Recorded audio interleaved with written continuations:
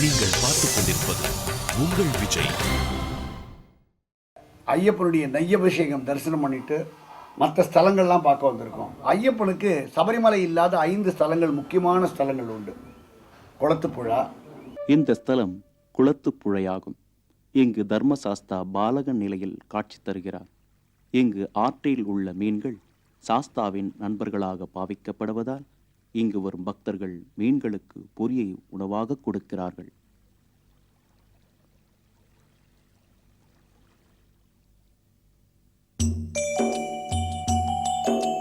இங்கு சாஸ்தா பாலகன் நிலையில் இருப்பதால் புலி மீது அமராமல் காட்சி தருகிறார்.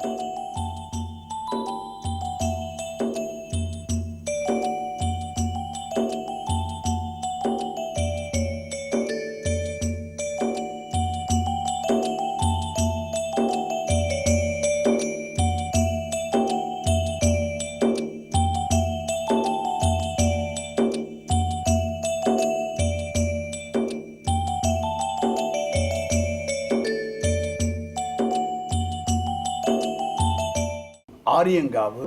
இந்த ஸ்தலம் ஆரியங்காவு. இங்கு சாஸ்தா வாலிப நிலையில் புலி மீது வந்து காட்சி தருகிறார்.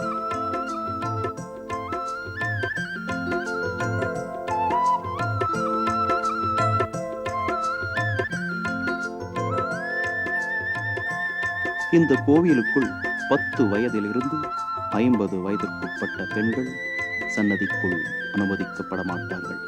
இங்கு கேரள முறைப்படி பூஜையும் தமிழக முறைப்படி உற்சவமும் நடக்கிறது.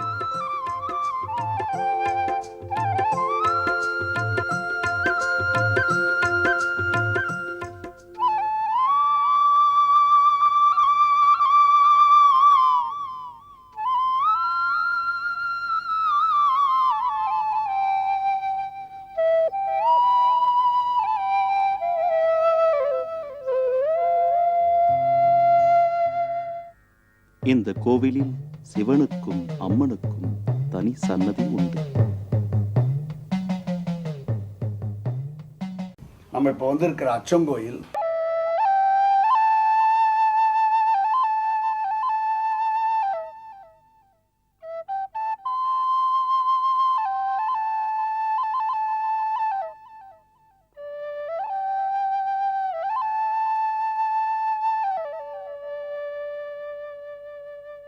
இந்த ஸ்தலம் அச்சங்கோயில். இங்கு சாஸ்தா கிரகஸ்த நிலையில் காட்சி தருகிறார். இங்கு அரச கோலத்தில் தேவியருடன் அமர்ந்திருக்கிறார். இங்குதான் சாஸ்தாவுக்கென்று தேர் உள்ளது. இங்கு சாஸ்தா பூரண புஷ்கலா தேவியருடன் அரச கோலத்தில் வாளும் வலது கையில் சந்தனத்துடனும் அமர்ந்துள்ளார்.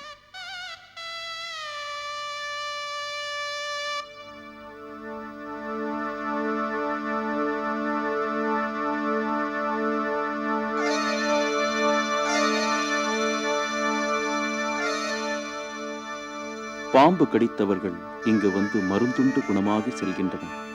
பாம்பு கடிக்கு மருந்தாக சுவாமி ஐயப்பன் கையில் உள்ள சந்தனத்தையும் கோவில் கிணற்று நீரை கலந்து பிரசாதமாக கொடுக்கிறார்கள். ஜாதி மத வேற்றுமையின்றி இதையுண்டு குணமடைந்து செல்கிறார்கள். இதற்காக எந்நேரத்திலும் ஐயப்ப சன்னதி திறக்கப்படுகிறது. பந்தளம். ஸ்ரீ ஐயப்பனின் அருளை நினைந்து அலைவீசும் அச்சன் கோவில் ஆறு.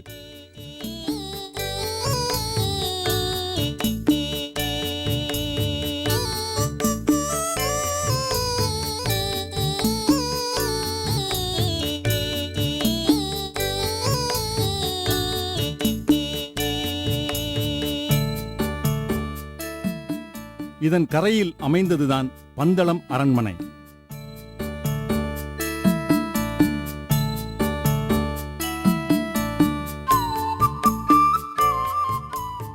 பந்தளம் ராஜாவின் தத்து புத்திரனாகிய ஐயப்பன் விளையாடி கழித்ததும் படித்து வளர்ந்ததும் இந்த சூழலில்தான்.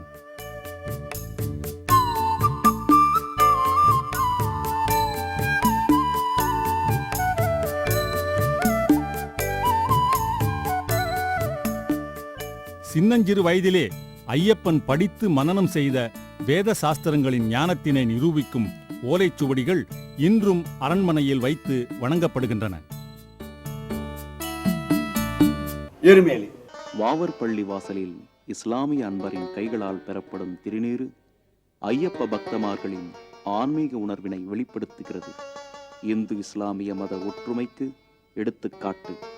பல்லாண்டு காலமாக நடந்து வரும் இந்து இஸ்லாமிய ஒற்றுமை உலகில் வேறு எங்கும் காண முடியாத ஒன்று.